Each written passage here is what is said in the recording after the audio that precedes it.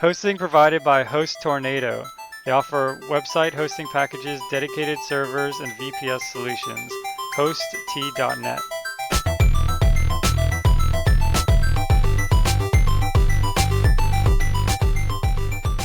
Episode 17, Java. Take it away, Patrick.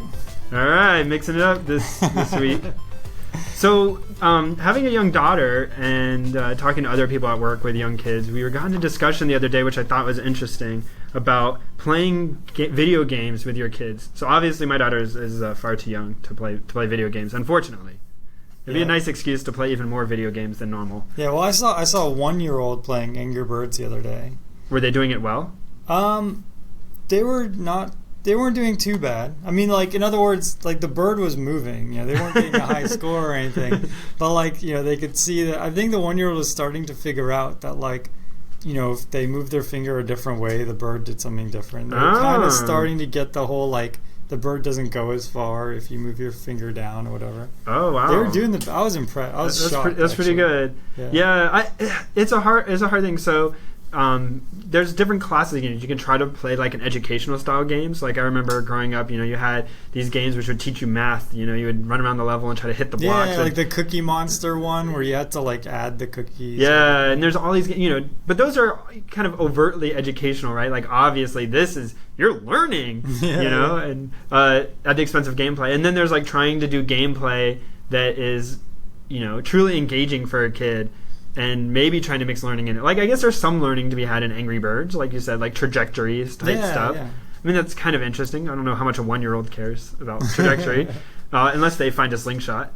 But maybe, you know, it's like the bigger thing of, like, the consequence of, like, or just knowing that, like, there's this spectra here. Like, if you go, like, too far on one end and you go too far on the other end, next time you go in the middle or something. I mean, like, there's some core concepts there. So I guess my debate was how soon, you know, not that it's a big deal, but, you know, how soon do I want to start introducing video games? Because if you see like a 1-year-old playing Angry Birds, they can maybe play it, they can launch the bird, but they're not really understanding it. Yeah, that's true. So, I mean, if they're enjoying it, okay. Are they learning anything? Is there something you could be doing that would help them learn more? Right. Does it matter? Like, you know, these kind of questions, because when I was hanging out with my cousins a while ago, one of them had a Nintendo DS and the Super Mario on the Nintendo DS. And of course, you know, when I was, you know, young, 1st, 2nd, 3rd, 4th grade, I don't remember when we started having video games, but when I played, you know, Mario or whatever, I would get to the 1st level, 2nd level, and then, you know, die, and there was no save games, and I would just play it over and over again, and it was really difficult. Now I can play and like, yay, I can get to level 5 before dying. No. Exactly. So of course, you know, my cousin thinks like, oh, you know, Uncle Patrick's amazing at, you know, playing Mario. I'll have him beat this level for me.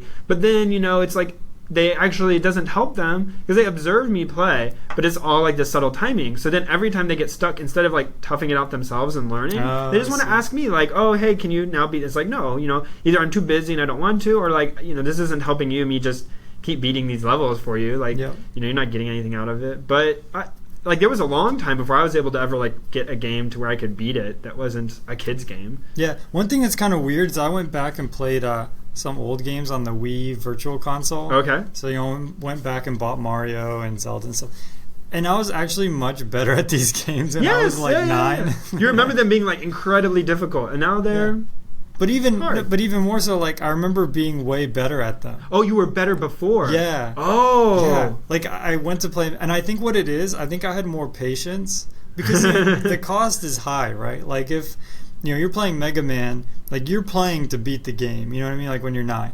Now, when I play Mega Man, I know that something's going to distract me in, like, half an hour. Like, I know I just don't have the block of time to beat the game. So I play, like, more reckless, and maybe that's part of it. But, yeah, basically, I can't get, like, even half as far as I could when I was a little kid. Wow. I think it's also, like, a lot of those games, you needed to essentially memorize the level and the timing and the thing. And I also don't have patience for that. Yeah, so I'm comparing, like, myself, like, having not played for 20 years, playing for the first time, versus, like, myself at the end of, like, having played for 6 months straight. Right. Yeah. That's not also, there is a thing out there on the internet. People talk about our games are becoming easier, right? So you have saves and, you know, continuous save or walk away, or, you know, you can just checkpoint, you know, way too often or have too many lives. Or now, like, the common thing in first-person shooters is not to have to go collect health, but you get shot and, like, you just go hide behind a box for a few seconds and then your you know, health is charged back up or whatever.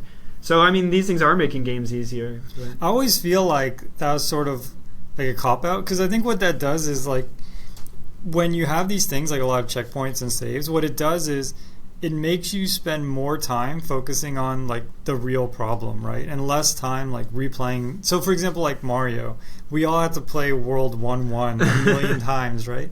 But if we had, a checkpoint every level, then we would spend more time on the harder levels, like getting the important skills, Yeah. So there's really like a exclamation, point to be made either way. I guess at the end though, you don't have the satisfaction of, I went through the whole game in one sitting, right?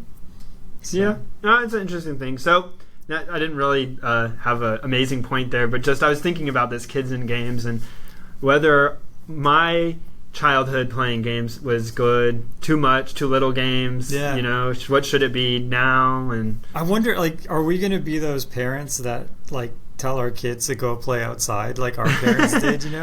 Because I feel like you have to tough. At some level. Like, you need to understand there's a world outside of games and computers and video. Like, I think that's an important aspect. But on the other hand, there's some parents who don't let their kids have any computer time and game time. And I don't know. Like, I feel like it's such a part of society now, and right. Getting a job, especially if your child may show a predisposition to wanting to get into something technical or computer related. Like, understanding those skills are important and good to learn early and. Yeah. Have time to practice. If your child wants to listen to Programming Throwdown, you should let them. That's a general rule we've found. Yes. So talking about games, new Kickstarter that was all the rage. I guess it's now a little bit of an old story, but it's okay. The Ouya? Yeah. Ouya! This thing's pretty awesome. Basically, what they did is they took the Android OS and... they created sort of an interface for the TV. So it runs Android, it connects up to your TV, I guess HDMI or something like that. And then it has these Bluetooth controllers that they look kind of like the Xbox controller, like they're kind of designed to fit well, and looks like it's going to have dual analog sticks and all that. And yeah, the idea is, you can play all these Android games in a TV setting, like, and their whole like mantra is bring gaming back to the living room, because the idea is, we haven't seen a new Xbox in a while. We haven't seen a new PlayStation. I think like a lot of these console companies, they don't really know what to do. They feel like things are sort of leaving the living room, and so much more money is to be made online, making these like casual games for your phone and things like that. So this is sort of an attempt to sort of create an open platform, when something that's never really existed in the console world, and bring gaming back to the living room. And it seems pretty cool. Yeah, I like the idea of what they're trying to do. I wonder if they haven't bit off more than they can chew. Yeah. I mean, they seem like they have some sort of experience in the field, so that's good. But I do agree that, the Wii kind of tried to get there, right? Like this casual gaming thing for your TV. And in that way, I felt that it was successful. For me, the Wii comes out when I have a lot of people over to the house or something. Same I don't ever play it when I'm just like me, like I want to play something, because the graphics aren't very good. It's kind of silly to be sitting there moving around. I don't know if that's me. But I feel like this Ouya console could be like, it's like iPhone games, but on the TV and for your family or for when friends come over. Yeah. And it really could be that fun and exciting thing, especially if they, kind of embrace that, as opposed to saying we're going to be a gamer's game thing. Then maybe it'll be good. It could be. There's a lot of good games out there for even the mobile platforms. Yeah, I think a couple of cool things, or a couple of things to note. One is, I think it'd be super cool if they somehow integrated the Ouya with your phones. So, like, for example, like a simple example might be, it's some kind of multiplayer, like RPG game, let's say, and you carry your character on your phone. And then when you go to your friend's house. Yeah, you're both playing together. Oh, interesting. I didn't think about that. The classic one is, and I think this is the one, the new Wii U, is it, I guess? It's supposed to have tablets, and it's like you're playing, football. And instead of having the plays up on the screen, you have to hide what button you're pushing. So you have it on your screen, and so you can make the play or draw an audible or whatever. And the other person has no idea. Or you're playing like a board game, right? This is kind of cool. You're playing a board game, and the board is on the TV, but your pieces and your character are on your phone. Yeah, that would be awesome. So you're making selections. Yeah. Yeah, so I think there's a ton of cool stuff. They could make it to where even a single-player game, let's say it was some game that had it was like an FPS, but there's like a strategy element to it. So, like, maybe when you're at work, like, in your off time or whatever, you'd be on your phone, like, doing the strategy part. so that when you can come home, you can like fight the battle that you've been like preparing for. You know, something like there's just so much potential. That's there, true. right? Or like the immersive style games, they try to do this for a while, where like you're at work and you maybe it gets too much like Farmville, I guess, but you know, you have like a notification comes up that like, hey, you know, your person is fighting on the lines at home. You know, you need to like go in and drop into this mini game and help them out, or go into a little battle, you know, whatever. And then when you get home, you can like wage the war or whatever. But or maybe like your whole family is fighting the battle at the same time. Ooh. So like you might be playing the game, and like your wife might be like on her phone at work, and she gets a notification like, I don't know, play this mini game to help out. No, maybe this is just starting to sound like too much like work than a game. I don't know. So that idea to me is very appealing, and having low cost open hardware is good. The thing that I skeptical about, I guess, with the Ouya is they're trying to have their game store, right? And you go to them, but they're taking, as opposed to like an upfront fee to go with an Xbox and then a recurring licensing fee or whatever, they're just trying to make it kind of the same App Store model, and then requiring everything to have at least some free-to-play element, which is great. But you know, I don't really want another closed place for games. Like I want a console that's like my PC, where I just download whatever I want, play whatever I want. If somebody wants to make an open source version, great. You know, I did that, and maybe you will support those kinds of people can bring free stuff and it not be a hassle or a problem for them. And I really hope that's true. Well, I think that they said that all the games have to be free. Like the only money that can be spent is on in-app purchases. Well, I think it's like it sounded like a demo, right? Like you get the first level and then an in-app purchase for all the rest of the levels. Yeah, right. So okay, I mean, but what about somebody who doesn't want to pay anything? And I didn't read it that closely. Oh, I see. To know. But like, what if you just wanted to release like, hey, here's this crazy thing called Trivipedia, and I want to release it for you, and you just want to sell it for, you know, I don't want to sell name it to it or something. Yeah, like will that be okay? And they've said, oh, will that be rootable? Then the issue is always once you root it, there's problems with subverting the purchasing mechanisms in the store, so then they try to probably not let you be in the store if you have it rooted. I don't know. We'll see. It'll be interesting. So I haven't backed it. Have you? No, not yet. No. But one more thing before I talk about it is one thing they haven't addressed is the fact that all of these games so far, like all the ones they list, they were all designed for a touchscreen. They weren't really designed for. So the controllers have a touch screen on them, like a touch-sensitive mouse pad thing. Yeah. See, how come they don't have any? So that if you look there in the middle between the joysticks or whatever, between the analog sticks, there's like a little pad, and you're supposed to. But there's a lot of people are questioning, like, how are they going to do this? So it's essentially a phone type motherboard in the box, you know, and then these controllers are supposedly going to be nice peripherals. So are they even going to be able to make, like, is the price too low? $100. I mean, this is way lower than any other, you know, I mean, Microsoft, that's pretty sophisticated. Xbox, I guess, is like $140 maybe, or $200 on the low end or something like that. I mean, it's up there, and that's like they've sold, you know, loads and loads and huge economies of scale to get down to that price. So it'll be interesting to see what Ouya tries to sell the, you know, once it goes commercial, like once they're selling it on their website or whatever, what it'll sell for. Will they be able to keep the $99 price point?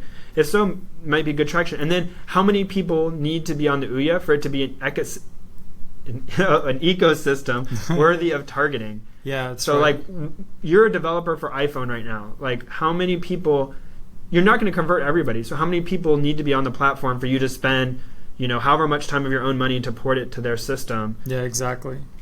Yeah, it makes sense. Yeah, you really have to get that critical mass to get the developers online and everything. Yeah, but they've raised a ton of money, like $5 million, right? It's insane. Crazy. $5.4 million. Yeah. You and I need to come up with a video game console. We need to make this app for this console. There you go, a game for the Ouya. Yeah, the you know, you have to do something all day game. Oh, the one we're talking about. Yeah, maybe we will. All right.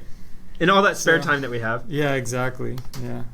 So this next article is C and or C++ worth it? And I thought this was a really fascinating article. You know, just to get to the meat of the article, they say no, it's not worth it for almost everything. And they show Java as an example. But yeah, I mean, one thing that I noticed the article doesn't talk about is memory, you know, layout. So the example that the article gave is, you know, they ran through a loop, ran through an array, and then added the previous element of the array to the current one. So it was a simple like array add operation. But I mean, where a language like C or C++ really shines is in laying out this memory model either beforehand or laying out a memory model that's very efficient, and then working within that model. And so that I feel like the article is sort of wasn't very holistic, but it's still a really interesting read. It's cool that Java actually outperforms like C++ in many different in this test case in many different compilers and things like that. That is cool. We'll talk a little bit more about Java performance in our section to come. But I always see these, and I kind of always a little doubtful because you really need a whole benchmark suite of really orthogonal tests. Because we can probably find any number of things at which any language is faster than any other language, right? Like if you have the whole search space of potential algorithms or simple programs, you just try one until it beats the language you're trying to beat, and then you go, look, I found it, here. Yep. And it's like, you can spend time optimizing for any one thing, but what I want to know is, like, on average, if I just throw a random problem, or I know this is my typical domain set, how does one language perform against another? Yeah, totally. And this, I don't know, this article is actually, pretty short. I mean, it is interesting that the typical Java slower than C++ thing at this low-level task doesn't apply in this situation. Yeah, I mean, one thing to sort of take away is that, these arguments of, Java is really slow, like, you can't do this in Java because Java is slow. Like, that argument isn't true, right? I mean, worst case, let's say Java is 2 or 4x slower. For almost any application, that would be fine. And a lot of times you hear people say, I can't use Java, it's too slow, or I have to do this in C, and that doesn't really, for almost any application, that doesn't make sense. But at the same time, this very simple example also doesn't prove anything either. So it's interesting, and it's always interesting to read the comments on these articles and see all the crazy optimizations people suggest, and you're crazy, go away, and all the way to very well written. Actually, if you wanted this suits Java better to suit C++ better, you would do it like this, and nuances of various things. It is an intriguing read, and sometimes you do learn some really nifty tricks that the gurus in any language tend to know about their language. And what is it, Donald Knuth quote in The Art of Programming, right, that early optimization is the root of all evil? I'm summarizing. Premature optimization. There we go. Okay. And I found out, sorry to interject, I found out Donald Knuth and I go to the same optometrist. What? Yeah. Can I switch optometrists? You could totally go to this optometrist. Can you ask for an appointment that's, you have to have your eyes dilated and you have to wait in the waiting room for a while? Yeah. Can I ask for my appointment waiting to be right when he's getting his eyes dilated so that I can talk to him? You could, except now these guys are on this, what is it? Optiplex or something? The thing where they take that image of your eye. Man. Yes, you can't do that. But maybe you could get it to where you find out when his appointment is, and then you just show up, and you're in creepy. the waiting room. I think I'll get a restraining order. So okay, we got a little off topic, but yes. So that is cool. Congratulations. Yeah, you should totally go to this optometrist. Okay. He's a pretty cool guy too. So okay, I'll have to get that from you later. Yeah. So the next article is I thought this was very interesting. Engineering jellyfish. So some researchers kind of made jellyfish out of a combination of plastic, and they grew some muscle on top of it and rat parts. And so I think it's interesting. As far as what they managed to accomplish, did they create life? They used some existing cells, and no. And also as they tuned everything to behave to the materials they had at hand. They knew these cells act this way in this solution, so then they kind of engineered the whole thing to do it. But it is still kind of cool that they managed to make this star-shaped device which flexes and kind of, if you ever seen a jellyfish move, kind of balloon and squeeze out the water to move forward, which isn't efficient. It isn't the most supreme way of moving. It isn't really fast, but it's kind of cool that they're able to kind of get these things to move in a way that really resembles things. And I always think that's interesting, this clashing of, and this one doesn't have a lot of, it doesn't have a microprocessor or anything in it. But there was another article recently about the people who programmed a robotic fish, which got accepted by the School of Fish or whatever. Oh, really? And so they thought it, and it was able to lead it at one point. Wow, that's awesome. So I think this is kind of cool as we kind of learn more and more about animals and what we can take from the animal kingdom and say like, oh, this is even from you always see those videos of people trying to fly like birds and putting wings on their arms and trying to do this kind of stuff. And even to today, we're people will look back on this jellyfish and say the same kind. Well, maybe not this jellyfish, but these kinds of endeavors, right? Like, and kind of say the same thing. Oh, these people are trying to. Yeah, I think that like the if there's some domains where even just the simplest animal is so much better than our most sophisticated computers, right? I mean, look at like image recognition or whatever. A dog is just way better than a supercomputer, right? And so all of these attempts to sort of like integrate, what we know of computing and processing with, the animal world and sort of how the brain works is interesting, because as we sort of bridge that gap, I think we'll learn a lot on both fronts. We'll learn more about neuroscience, and we'll also learn more about computation. And I guess I find intriguing this, I don't know, what is it, cyborg type stuff. You see these things where people put microcontrollers on the back of cockroaches and control them. And people insert brain inserts, right? I mean, all these kinds of things are so cool. Is being able to bring stuff that much closer. Originally computers were in a giant room and you couldn't go with you. Then now everybody carries around very powerful computers in their pocket, and then maybe soon on their glasses. So I mean, always getting closer and closer and closer, and those things are just kind of exciting and cool, and the rate at which we're progressing is just kind of astonishing. Yeah. I mean, I think that it would still be a long time before we have, what's it called, strong AI. I think that's the term. So strong AI means basically that it would pass the Turing test for day-to-day activities. Like that's like strong AI. So I think we're still really far from that, right? But I think that means that it's just a completely open area. And if you can make progress, there's just so many different fronts in which you can make progress. Like vision is probably the one that's been explored the most. But think about even just like muscle mechanics, right?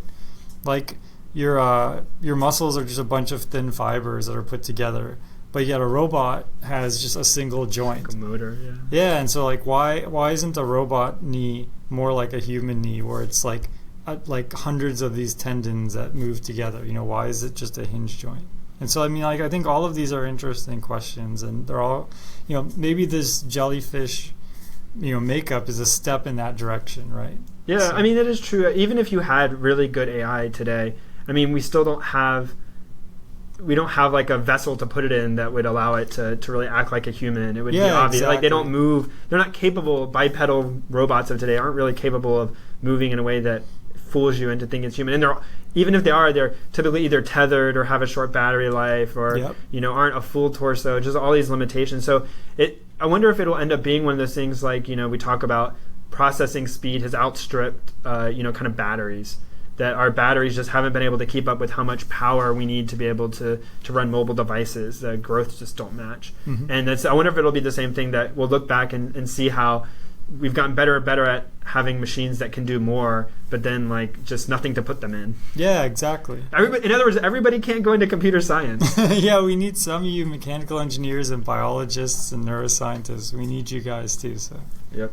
Well, I think it's time for Tool of the BiWeek. Tool of the BiWeek. All right, my tool is it's a set of 3 tools. Wait, that's cheating. It's totally cheating. Now you're just making it so you can look better than me. But they're all basically the same. And I'll talk about all 3 of them briefly. So I'll talk about the Windows ones first. Basically, all 3 of these tools have the same purpose, which is to bring the awesomeness of like Unix and like all the cool packages and the GNU packages that people have made, and bring those over into other operating systems. So Cygwin, which actually I think is short for like Cygnus Windows, which is like Cygnus is the company that I think is now bankrupt or something, but they made this, is actually what's called POSIX. So a little bit of history. Unix runs on top of this thing called POSIX, which is, or maybe POSIX runs on Unix. I don't quite know. This all happened way before either of us were born. But essentially, POSIX is the thing that implements a lot of the functionality of Unix, like fork, which is a function which takes your process and splits it into 2 processes. while keeping all the variables in both processes, so it like makes a copy of it. So all these like very primitive functions that comprise like the Unix layer right above the operating system, right above the kernel. So that POSIX, someone went ahead and implemented that by using Windows calls. So when you call fork, Cygwin turns that into like a Unix, or sorry, like a Windows, like the create thread function, and then copies over all the variables manually or something like that. So they implemented all the POSIX routines in Windows.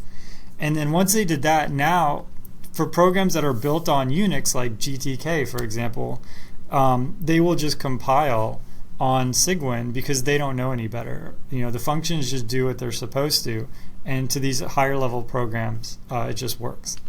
Which is the beauty of something like POSIX. If you kind of really restrict, here's in essence kind of an API you're programming against. Yep. How strong that can really be. Yeah, totally. So Cygwin is awesome, and there is one problem with Cygwin, which is, you have this POSIX code, and it's wrapped in what's called the Cygwin1.dll. And as I mentioned, all of the code calls functions in this wrapper, in this intermediary layer. So let's say I was to make a program with Cygwin, like Jason's program, and I wanted to give it to Patrick. I also have to give him the Cygwin1.dll, which that doesn't sound like that big a deal, but there's actually a license restriction. The Cygwin1.dll is GPL.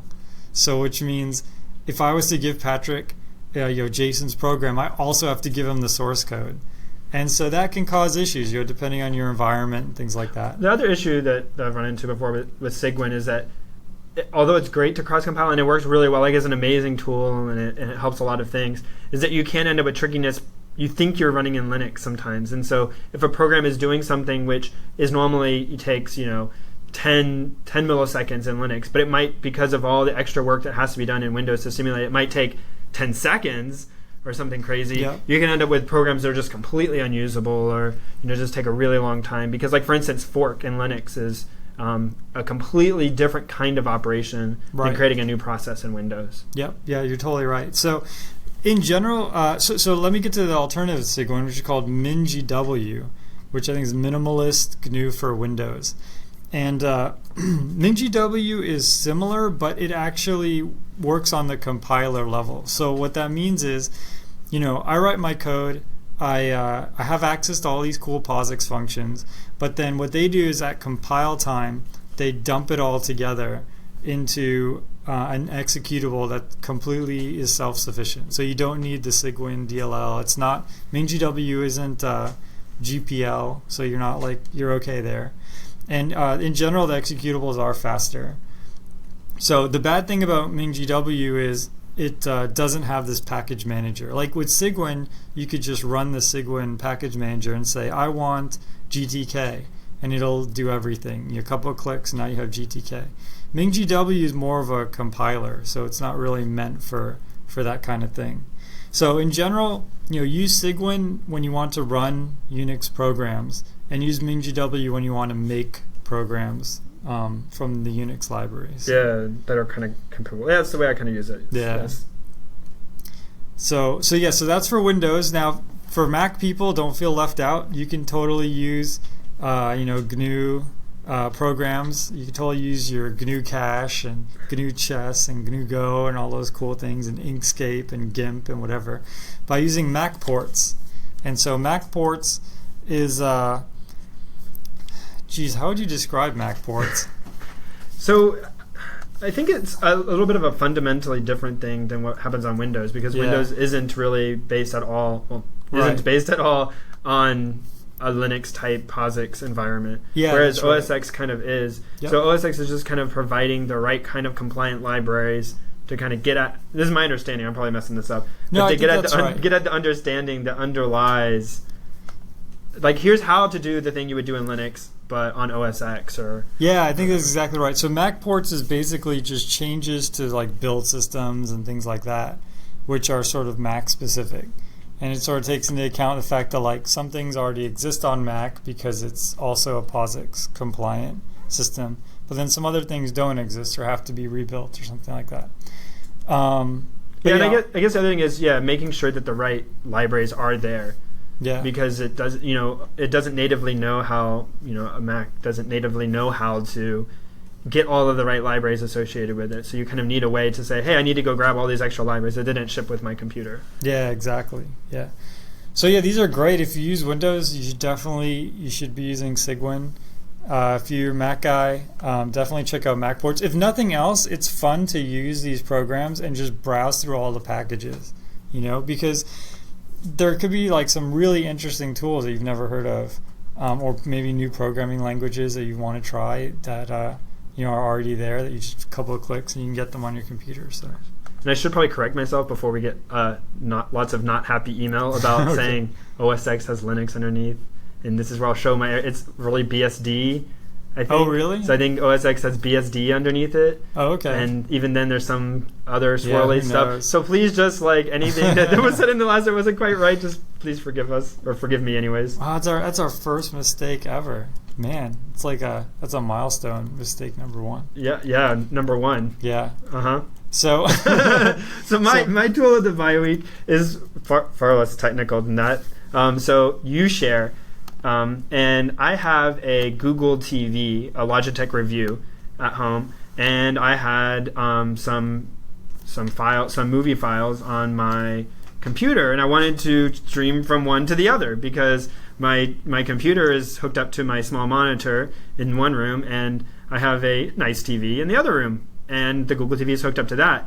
And of course, Google TV works great for playing Netflix and other stuff. And they have, and this is true of many now, actually TVs themselves, and things like we talked about last week about Xbox Media Center, even running on like an Apple TV, Yep. that you have the ability to stream from a DLNA server. And so I tried to get various DLNA servers set up on my computer, and I got some to work, but most of them seem to want to go into GUI mode, require lots of setup. But I was able to get uShare installed so that I could kind of configure it and manage it over just SSH, so that I Nice. didn't have to keep going into this computer that wasn't always plugged into a monitor. And so now it worked great, like just right out of the box. I mean, it doesn't do a lot of the DLNA servers try to index your files and say like, oh, here's movies with actor. I don't know an actor. Give me an actor name. Tom Hanks. Tom Hanks. Tom Hanks. Here's all the movies with Tom Hanks in them, and like, let me go fetch all this extra That data. sounds cool, though. That would be cool if it worked. Okay. And then if it doesn't work, it kind of like seems like most of them just default into kind of like giving up or whatever. And it was like a mess. So I just wanted I have it fairly well structured in a file folder structure that I wanted. And uShare has, I think, this other option to do this indexing and do awesomeness, but I didn't really want that. So I just turned it off and just please just give me, so when I go into my Google TV, I can navigate to the folders and then just select the video file I want, and then it does the transcoding for me.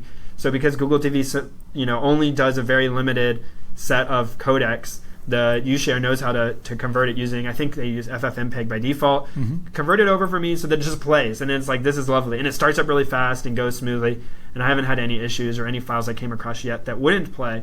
And so that made me very happy. So that's why they get a recommendation from me. That's uShare, and we have a link in our show notes. So just so I understand, because my media setup thing is a disaster. I need you to come over. I need to hire you as a consultant. This sounds like a time sink.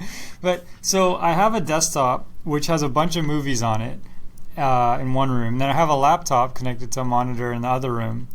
And right now I just do this painful I'll copy the files over and then run them, or I'll have like an NFS, but it doesn't quite work right because it's not like a true media server. So there's all sorts of latency and sometimes the video stutters. So you're saying I can install this on the desktop in the living room, which doesn't have anything attached to it. Right. And then the laptop, what would I install on the laptop? So on the laptop, if there's all sorts of what you want is a UPnP or a DLNA client, right? So there's all sorts of, I think VLC will even do this, right, and connect up to it. And the nice thing is if you have a laptop, you actually shouldn't need to do any transcoding because your computer can play everything, so it'll know how to stream it. But the DLNA servers, and I believe uShare will do this too, it will also detect your link speed. So it knows even if you understand the codec, if the rate is too high, it'll downcode it for you so that it can stream reliably across the network. This is amazing. Right? I mean, this is stuff that's done all the time for YouTube videos, for Netflix. I mean, this technology is out there,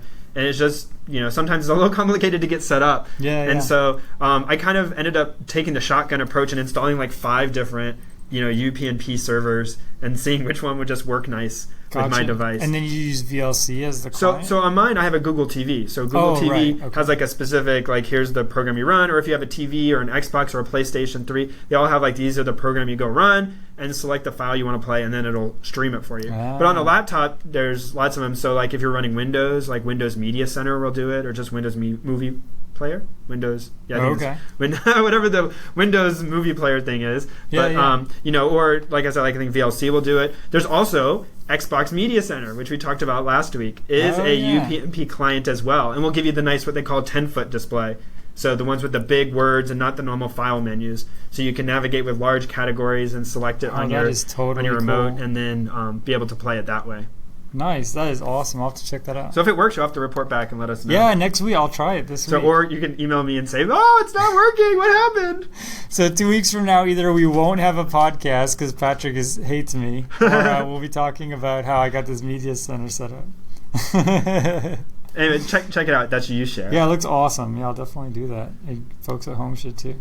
Time for Java. This is like trying to swing a sledgehammer. I mean, we probably won't be able to cover. Yeah, I think we already agree. We're going to call this like Java Part 0.0.1. Java Micro Edition. So this is going to be an introduction. We're not going to try to cover everything, and we know we'll come back and revisit some more of these things later. Yeah.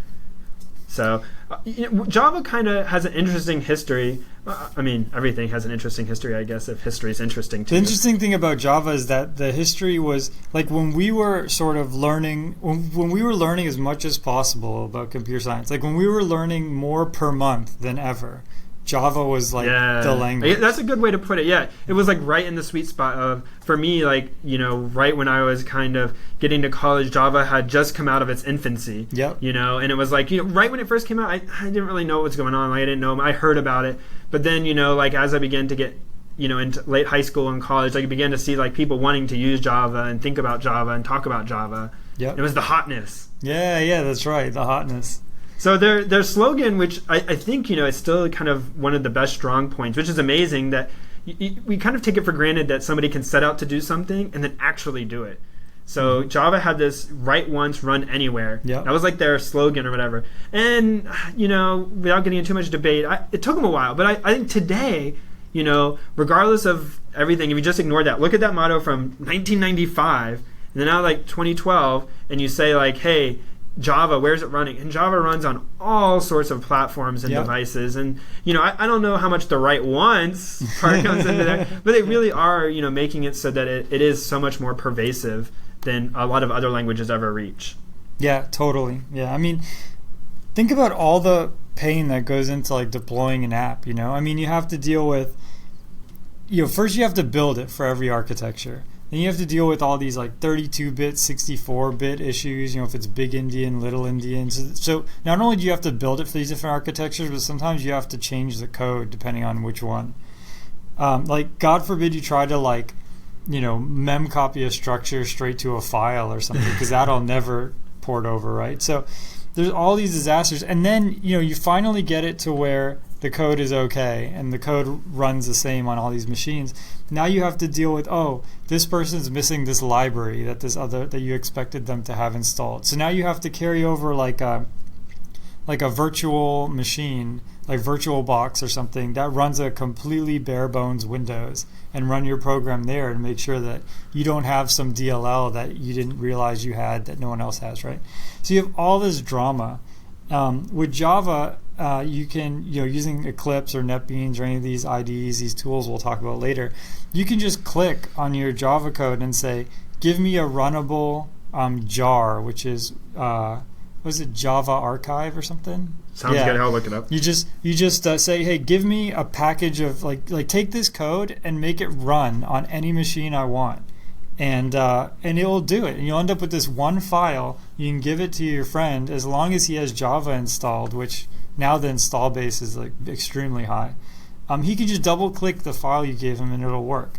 And you're just bypassing all of the things that I mentioned before. So, I mean, this is huge.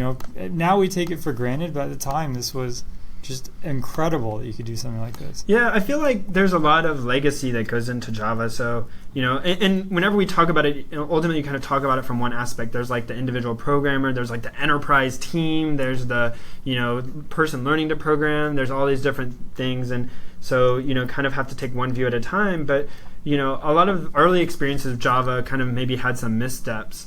Or people have bad memories or bad taste, or somebody who's really good at C++. Java looks so close to C++ in so many ways that you're kind of tempted to just do things the same old way. Yeah, and we talk about that a lot on this, this podcast, that when you use one language and then go to another, you can bring a lot of really interesting things. But if you just try to shoehorn one to the other, like, here's my C++ code, I want to line for line just like copy it into Java. Well, you can't expect that it's going to be like the greatest ever, because that's not, you're not using it the way it's meant to be used. Yeah, totally. So, and then, one really cool feature of Java was this notion of applets. So, Java in 1995, it's coming out, and this is like right around the time, or at least I remember, like the internet was really coming into like its own and really starting to get a hold and become a serious place that people did business on, and it was really becoming what kind of it is today. And so these applets were programs you could run in your browser. Instead of having to even send your friend a jar file, you could just host it on a server, and he could just go to this page and have the applet run. Yeah, I mean, and this is just mind-blowing, right? I mean, so this is before Flash, before any of that. So, I mean, basically you had either HTML or you had applets. I mean, that was pretty much it. I mean, you could do some clever things with like CSS 1.0 or whatever, so you could have like the font changing. There was JavaScript. Blink tag. Yeah, you could do the blink tag. There was like some basic things you could do with JavaScript, but it was too slow. I mean, JavaScript is like 30x faster than it was back then, so you couldn't really do anything fancy. And then applets came out, and it was like, oh my god, I can do whatever I want. Like I can just draw pixels to the screen if I want on someone's website. And that just like blew people's mind. One of the most popular applets, remember, it was like you would give it some text and it would create this like reflection, but the reflection was shaking as if it was like a pool. I don't think I've ever seen this. Yeah, that was like all these websites had this applet where it's just like the name of the website and then the name like inverted. It was kind of like, I always felt like I had slow internet for a long time until I kind of went to college. And so like whenever I went to a page with Java, I knew it, because it would just like take that much longer, to load. But I think the other interesting thing that Java really addressed, and this might be me misremembering in nostalgia, but because Java was from the start kind of heading towards the internet and had this applets, and they really had to address security, like how do we really make things secure, since the browser is going to let somebody run arbitrary code just kind of like without permissions. They don't even have to download something. You just go to a website and all of a sudden code's kind of running. Yep. And they've kind of iterated through that and done some stuff, but really thinking about how do we have a good sense of security, and how do we balance that with needing to access a person's computer but guarantee that those things we're doing are safe or allowed or okay. Yeah, one interesting like side note.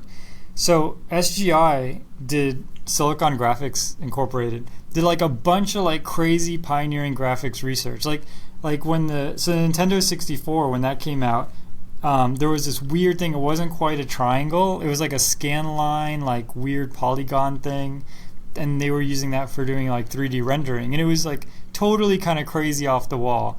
And then they tried that, they refined it, then they switched to the polygon model. They did all this pioneering research, and then they died, and it's sort of like this huge investment, and the company dies, or they got bought or something. And I feel kind of bad because the same thing happened to Sun. It's like they made Java, they did all this cutting edge pioneering, like groundbreaking stuff, and then they got bought like almost immediately. Like it's it wasn't like, exactly immediately. I mean, when did they get bought? It was fairly recently, right? So I mean, I think they had a good 10 years, 15 years or something. Oh, was it really that long? Yeah, and Sun did a lot of other stuff as well, right? Like I think they might have existed before Java doing other things. Really? We should have done I guess more research into Sun itself. But yeah, because they used to make like server hardware and stuff as well. Well, yeah, was that before or after Java? I don't. Solaris has been out forever, right? So yeah. But even like SGI has been out forever too. But like the companies like usually like it seems like they come up with awesome stuff and then like a few years later. I don't know why that is. Maybe, but sometimes that's a good thing, right? Like sometimes it means they did really well and somebody was willing to pay a lot of money for them. Yeah, that's a good point. So that can happen. But yeah, so I mean, Java really did was the first kind of mainstream language that addressed a lot of new paradigms, as it were. It kind of came out, and it's like C++ had done the object-oriented thing, so like now Java's going to do it, and Java's going to do it kind of in its own way, and really embrace this, object-oriented model and take it kind of to a new level, and and really try to meet the needs of a lot of people. I mean, there are programming languages that did object-oriented arguably better, in a different way, and a lot of them got acceptance in niche ways and kind of specific, but to make a mainstream acceptable programming language requires some compromises to try to meet everything that you are trying to do. Yep. And it's kind of amazing that Java was able to do that as well as it did. Yeah, totally. And the cool thing about Java is they kept it very close to C++ from a syntactic point of view. But so it's like, you could think of it as a lower barrier of entry because a lot of the code looked the same. But they made sure it was sort of pure. Like C++, it's kind of clear that the object-oriented was built on top, right? And that C++ was sort of built on top of C. And it's sort of really evident.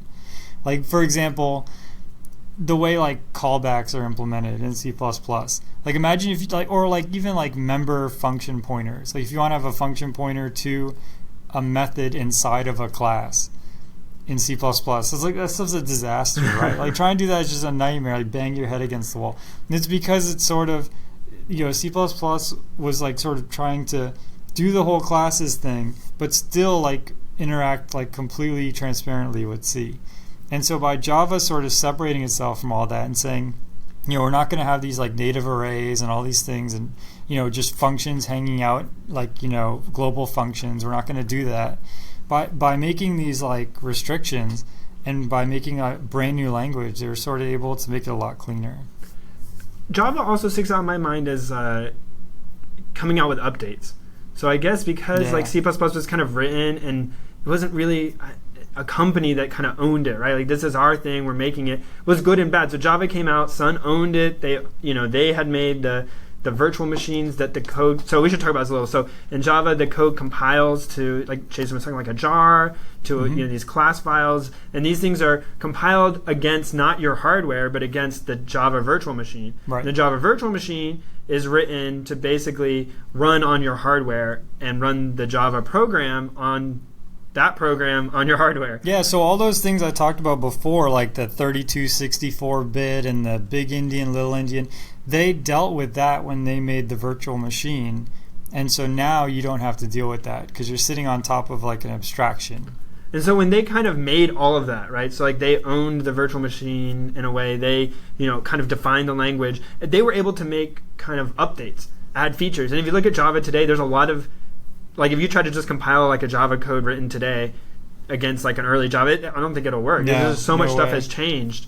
And just even basic assumptions have changed over time, and things have gotten optimized and better, and adding new features and kind of working on the rough edges. And I feel like they were able to do that because they could, because they kind of own the stack in a way.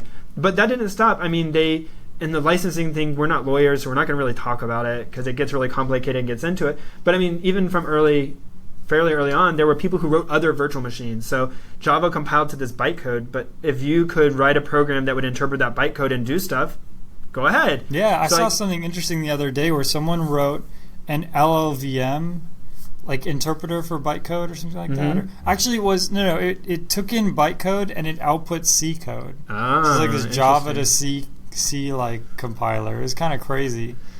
So, but I mean, the bytecode is essentially a machine code, assembly code for a known virtual machine that isn't a real PC. Yep. And so that kind of concept in doing that's really intriguing, and people could do that. So in theory, if you think you can write a faster virtual machine than Java for a specific instance for your use case, you could do that. Yep. And not, again, ignoring all of the licensing and problems and copyright, but I mean, this is what you hear about when people say Android runs on Java. So on your phone, when you run an Android program on an Android phone, that seems redundant. So it's not running on a Sun virtual machine. It's running on one that Google wrote that to the program kind of looks the same. Right.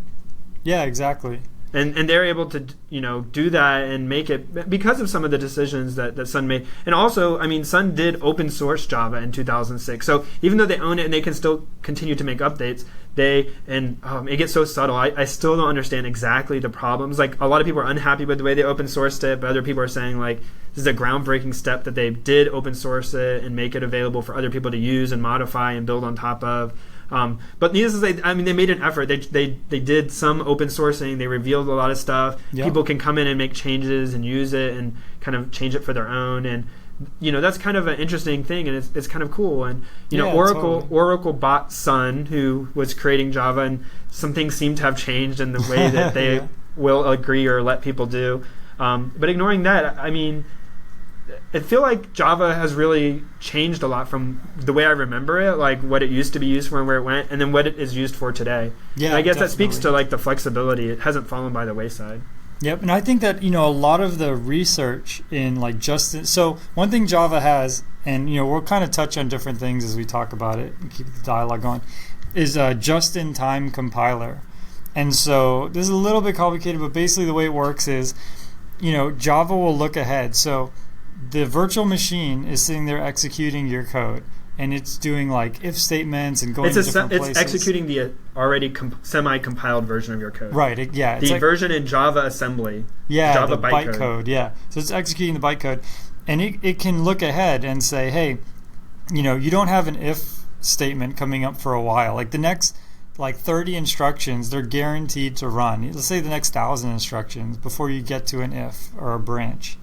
So let's see if we could do something clever. Like maybe these 30 instructions, they're all adds, and they're all around the same place in memory, so we can send it to what's called a SIMD, single instruction multiple data.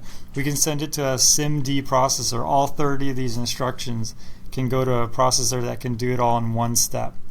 And so Java could do all these like really clever things. And do that at runtime, based on the hardware it's running on. Yeah, exactly, and do it like right a little bit ahead of like just in time. So just a little bit ahead of your program. So a lot of that research came about because the virtual machine was open source and people could hack it and do all sorts of interesting things. University students could go through and make all sorts of crazy optimizations and do a lot of experimenting. And Java has always been really synonymous with academia since the beginning. Yeah, I mean, when I was in college, that was the de facto language of algorithms and data structures. Those classes, that's what we learned. We learned in Java. And then it seems like today they've backed off a little, some of the universities, to acknowledging that C++ still has a place, and there are a lot of companies still using it, and so teaching more C++. But the only course I had where you needed to know C or C++ was operating systems. Yeah, I was the same way. And even in operating systems, we still wrote some Java for a lot of the multi-threading example stuff. But for like a lot of the very, very low-level stuff, we had to write C, which was many people's first time of ever using C. Yeah, that's a scary experience. Yeah. I remember the first time I saw in C, somebody casted he had a character array and he wanted to put a struct in the array because the character array is just representing a block of memory, and he casted the character array to like a struct pointer, and I was like, you can't do that. I was like, what's going on here, And so it's because Java is so much more strict, But from its strictness, I think, is sort of an elegance. I actually kind of really like that part of it. And one of the things which, I guess we'll get to later is Java is really strict about you doing exceptions and making sure things are the right type and things like that. And I feel like that for people who are new to programming, that sort of builds the right habits, So I still feel like Java is a good language to teach like at the university level. Yeah, I agree. Yeah. I agree. It's kind of interesting to see because I learned C++ first, and then did most of my learning in Java, like at the university. But still, like I came into it with thinking about things in terms of pointers and memory layout and like the kinds of things that you get drilled into you in C++. Because if you mess them up, you have to learn them early. And if you mess them up, the end results are really painful. So this kind of memory management versus comparing that to somebody who learned Java from the start and then tried to write in C++ and really struggling with pointers and, pointer indirection and, so it's kind of, there's pros and cons to both, because I do things in Java sometimes. There's you don't really need to do that because it handles everybody, but it's because I'm used to I need to do it this way because else my C++ program is going to blow up. Yeah, exactly. So even to this day, I carry forward some of the things. So it's interesting to talk about what language you should learn on that'll be easy for you, help you get through the most important and interesting parts, and then leave you set up for the best place for your future. Yeah, I mean, a professor at my old university was asking me the other day if he should teach Java or Python to new students. And I still felt like Java is the way to go, because with Python you have sort of a lot more freedom, but when you're new, a lot of that freedom you can use to sort of make bad code. So with Java, it sort of forces you to follow a certain structure, and even if the structure, depending on what program you're writing, isn't good, let's say you're writing some kind of control loop or some kind of thing to generate reports, maybe Python would be the way to go because you want to constantly be changing it, right? But still, to write it in Java and follow a certain framework can sort of give you the discipline you need to then go to other languages and not make a complete mess of it, except Perl. You'll always make a mess if you're writing Perl. Yeah, it is true. Sometimes that rigor does, It's you can always write the class and talk about hey, how am I going to define this class and what are the interfaces going to be? And writing in something like Java or even C++ will force you into that. Versus Python, you more get into the idea of just scripting. I'm just going to start writing a script to do this. And then, I actually do need an object. Well, let me go. And it's kind of growing up in school, you always told you got to write your outline before you write your paper. And I feel I always did terrible at that. I always just wrote the paper and then wrote my outline based on what the paper was. But I do appreciate what they were trying to get into me and what I should have done and how it would have been so much better to sit down and think about stuff. And so sometimes the object-oriented stuff does help with that, kind of giving a structure and an outline to your code. Yeah, totally. So some of the features that Java has, we talked about some of them already, but generics. So what is the idea of a generic? That sounds like a really bland topic. Yeah, generics is that's a tough one to explain, but I'll give it my best shot. That's why I asked you. Oh, nice. It's totally awesome. So first, I guess the best way to explain generics is to give a use case, right? Okay, let's go. Let's say you had you wanted to create a list. So not you want a list in your program, but you actually want to create the concept of a list. You want to make a list class, right? So you don't want to have a list of integers. You want to have my class int list, and then under the hood it could be an array of integers that resizes or something like that, and then have another class called double list and a float list and things like that. What you really want is, as we talked about in the C++ podcast, you want basically templates. So you want to say, this is my list of type E, whatever E is. And then later on you want to say, okay, I want a list of ints. I want a list of, doubles. I want a list of floats. And you want custom classes, a list of custom classes. Yeah, a list of JSON objects or whatever. And you want the system to be able to understand what you mean. So generics are different than templates. But generics in the end give you the same end goal. It's trying to get at the same thing, but doing it in a different way. Right. So to explain the differences, in the case of templates, what the C++ compiler will do is, if you say, I want a list of doubles, the compiler will say, have you ever asked for a list of doubles before? Oh, you haven't? Okay.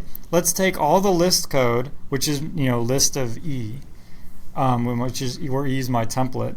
Let's make a copy of this code, and everywhere I see E, I'm going to replace it with double, with literally just a find replace on that copy of the code. And then I'm going to use that reference. So you actually have duplicate copies of the code, one for each type that you're using in the case of C++. Now in the case of Java with the generic, it actually works kind of differently. So instead of being that sort of low level, it will still have the notion of E all the way through. But when you go to create a list of, let's say, doubles, the compiler knows that this specific list, if you say list double Patrick list, Patrick list push 1.0 or something like that. So it knows that Patrick list is a double list and it's not an int list, but it still only has one copy of the code. So this is kind of like, it seems like it's like really pedantic, like it's sort of a nuance, but the end result is that you pay a performance hit. So generics are not as fast as templates. Like in C++, you could use a template and it's like universally better. But in Java, in the case of generics, you are paying like a little bit of an overhead, price there. So that was a good summary. It is one of those things that is subtle in what exactly you're allowed to do and not allowed to do at compile time versus runtime, when you instantiate an object. It gets very subtle in the differences, but I think you summed it up. In the end, it tries to get at the same goal. Yeah. How do I write code that applies to many different kinds of objects? Yeah. The only other subtle difference between generics and templates, with templates you can put anything. Like you could have a template because it's just going to do a find replace, right? You could have a template and then template put 1. So like you could have, for example, let's say you had a class called array. Actually, Boost has this class called array. And the template parameters, one is the type, so you can put int, float, whatever. And the second template parameter is literally a number. So you can say like boost array, this is in C++. You can say boost array bracket int comma 100, and it'll create an array of size 100. In Java, you can't do that. So all of the, quote unquote templates, all the generics in Java have to be types. And so that's like subtle difference, but it can have, again, like some implications on performance. So. All right, that's generics. Why don't you cover garbage collection? So garbage collection in C++, there's two kinds of memory, right? There's static and dynamic. There's I know I need to hold the value of an average of a number of items in a list. So what is the average of all of the numbers in my list, which are heights of various trees in the forest?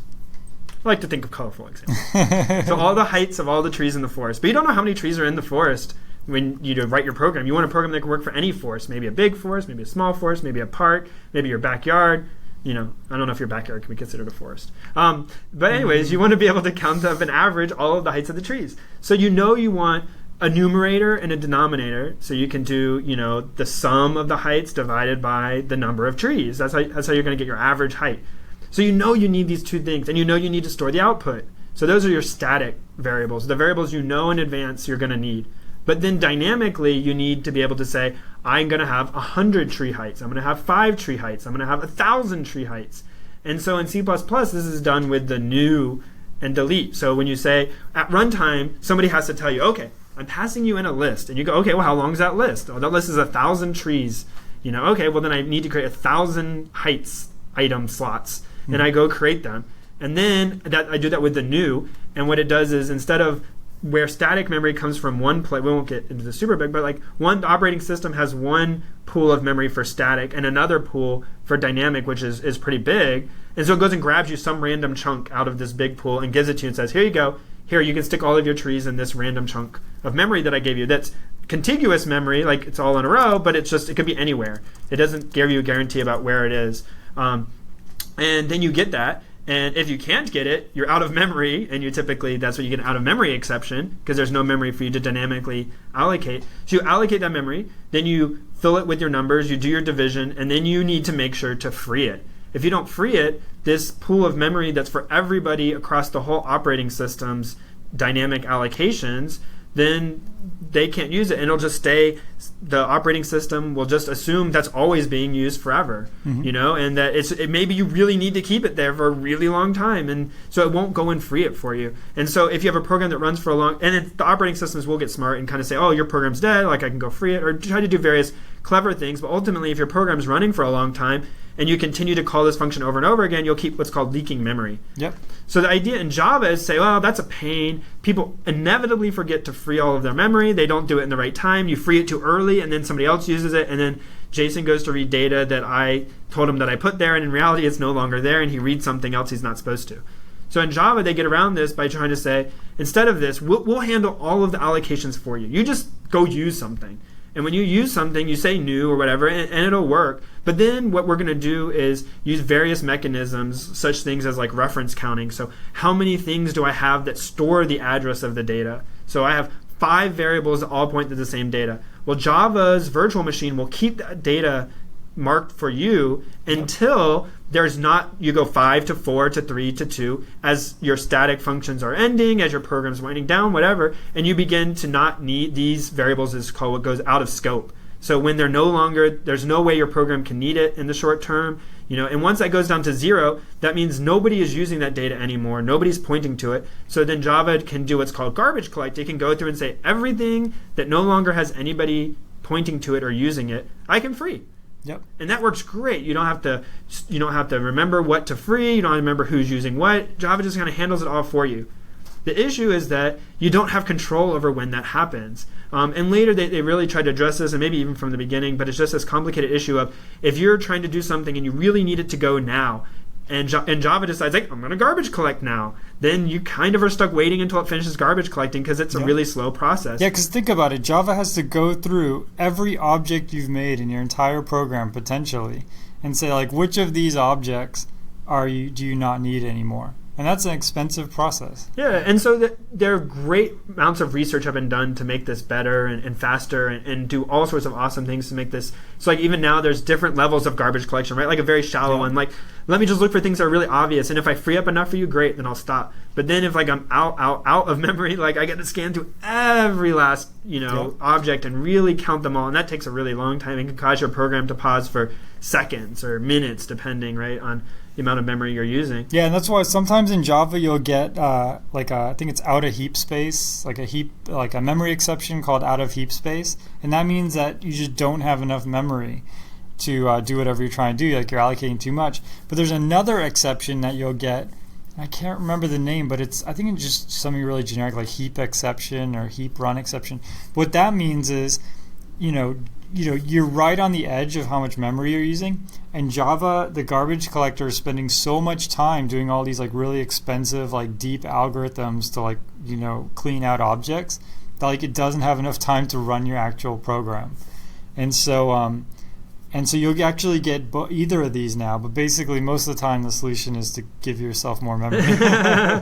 Yeah. So I mean, this is an interesting feature of Java. It was the first time I remember this really coming into controversy because early on this is a big deal. Like if your program had to sit there and garbage collect, you could really toast. Like if you think about if you're trying to write a game, you have to if you're going to run at 30 frames a second or 60 frames a second, every 1/60th of a second you have to draw something on the screen or else people see it as a stutter. And if Java decides to go garbage collect at a bad time and make you skip a couple frames, you're going to get a stutter and people are going to not like your game as much. Yep. So Java also has interfaces. So one thing that you have in C++ that you don't in Java is multiple inheritance. So in C++ you can have 3 different classes, and one class inherit from all those classes and get all of the functions and all of the data objects and everything. And Java said, we're not going to allow that because that causes a lot of problems. Yeah, so the biggest problem with multiple inheritance is what's called the diamond problem. Have you heard of this? I probably know it by a different name, so okay. Why don't you explain it? So, yeah, I'm going to do my best. This is going to be tough. But so basically the diamond problem is when because of multiple inheritance, you have 2 things that you're inheriting. Both of those have a common parent. And they both override some method foo of that parent. And then you call super.foo. Like, which one should it call?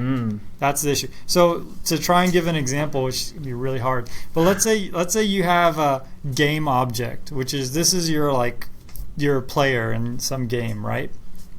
And game object inherits from like physics object because your player has some physics. He jumps and his velocity changes and things like that. Game object also inherits from, let's say, like player, or player object also inherits from entity, which entity is like includes players and enemies and has things like hit points and like animations and things like that. So you have your player object. It inherits from entity and from physics object. And entity and physics object, they both inherit from drawable. So a physics object can be drawn and an entity can be drawn. And so now your player object calls parent draw, or just calls the draw function. Well, like which one should it call, because the physics object has a way of drawing, and the entity has a way of drawing the animations, and you haven't really specified, and the language doesn't really give you a way to say, oh, from these two things I'm inheriting, pick this one, right? Or even worse, someone outside of you calls the draw function, right? Which one should it use? So this is one of these like fundamentally broken aspects of multiple inheritance. There's pretty much no way to fix. Well, it's a design thing. You have to design it so you don't let this happen. Yeah, you basically, this is exactly right. You cannot have that in your code. So if you have that situation, you just have to hope that the things you're inheriting from, that you have access to that code and you can fix that. So like if physics object was someone else's library, like the Havoc physics engine, and like the entity was part of like some like the source engine from Valve or whatever, like you couldn't inherit from both of those at the same time without causing the diamond problem. So Java gets around that by using interfaces. And so the idea here with interfaces is you can only have one parent. Like you can only have one-way inheritance. You can't have multiple inheritance. But they understand that, you might want to do, like the example I gave, you might want to have, like an abstract physics object for all of your players and an abstract drawable object for all your players. And you want the players to inherit both of those. So Java adds this thing called interfaces. And interfaces they're not allowed to have any code in them, and all of the methods have to be virtual. But because of that, they get around this diamond problem because you don't have any... There's no code to be ambiguous about. Yeah, exactly. So, if you have 10 different interfaces and then you have your parent and you call the draw function only exists in one of those 11 objects, right? Because the rest are all abstract.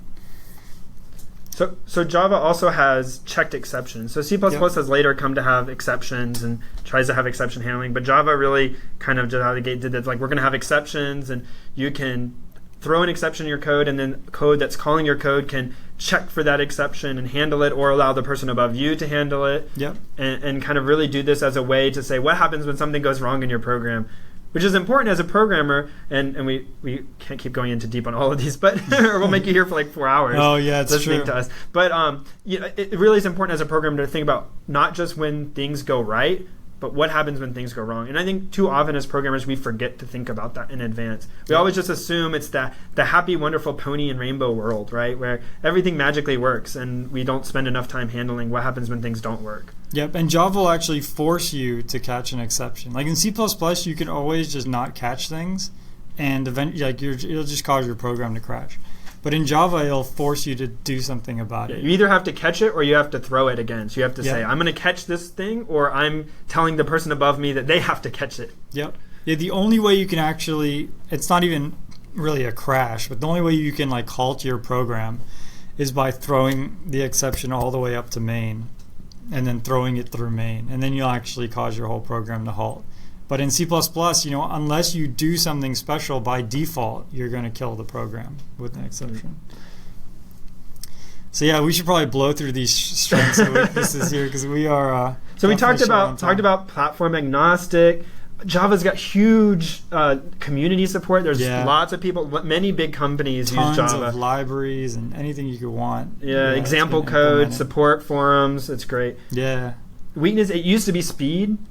Java used to be slow, and that was probably fairly true in the early days. Now, it depends on what you're trying to do. It may or may not matter. Yeah, I honestly have not seen it matter in anything I've done recently. But yeah, I actually wrote a graphics engine in Java way back, and speed was an issue back then. But now it's just... Yeah, and that's both because computers got faster and also Java got more optimal, more optimized. Yeah. So hardware abstraction. So platform agnostic was a pro. Hardware abstraction, you don't have a lot of insight into what your hardware is really doing. Yep. So it makes certain kinds of programs very difficult or impossible to write. Yeah, and you can't, for example, you couldn't talk to the Connect or something, right, in Java. Unless somebody else wrote a library that interpreted that for you. Right, exactly. Which we can't get into how you do that. Yeah, let's get that. But yeah, you'd have to write something in C to talk to the Connect, and then talk to that in Java, basically. Yeah. So the other weakness is it forces you to be object-oriented, which is a strength but also a weakness. It's not doesn't let you be functional. Like in the case of C or C++, I can do function pointers. I could pass functions around. If I wanted something like MapReduce, for example, I could pass a map function to MapReduce, and that kind of makes sense. It's like here's this pointer to this block of code. In the case of Java, if I want to use like Hadoop or MapReduce or something like that, I have to create like this map object that has just like doesn't have anything but a function in it. And so it's sort of it's not that big a deal, but just knowing that like you have to do things in an object-oriented way, that could be a weakness. And that's a limitation to certain people. Certain times it can be frustrating, but of the language, not of the virtual machine. Right. Because when we talk about other languages in the future, other languages are purely functional and implemented on the same virtual machine that Java uses. Yeah, totally. Foreshadowing. Yeah, exactly. So I like Eclipse for editing my Java code. Yeah, Eclipse is great. If you use NetBeans, that's good too. I used NetBeans for a few years. NetBeans used to be way superior to Eclipse, in like the early 2000s.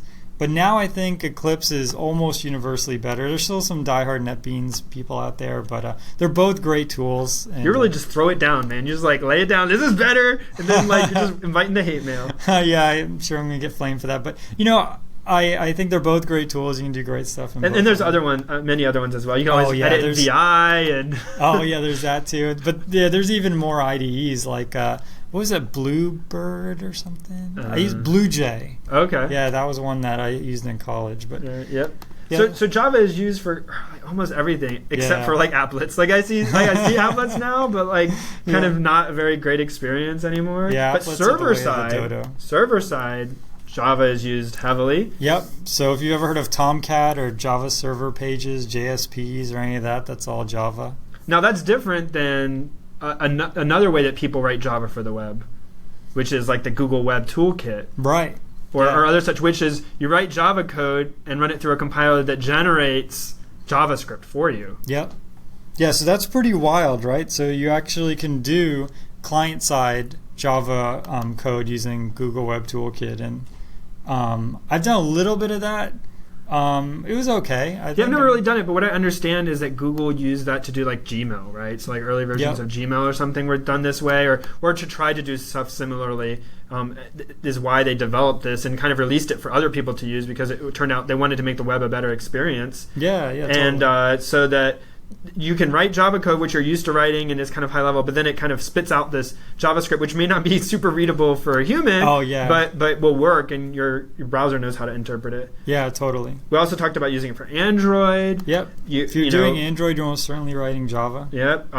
Jason mentioned Hadoop. Yep. Hadoop's so for big data as well, which we've not really talked a lot about big data. Yeah, maybe we should do a show on big data. That would be great. That's awesome. We should do that. We're going to add that to the list. So the ever-growing list. It's on the priority queue.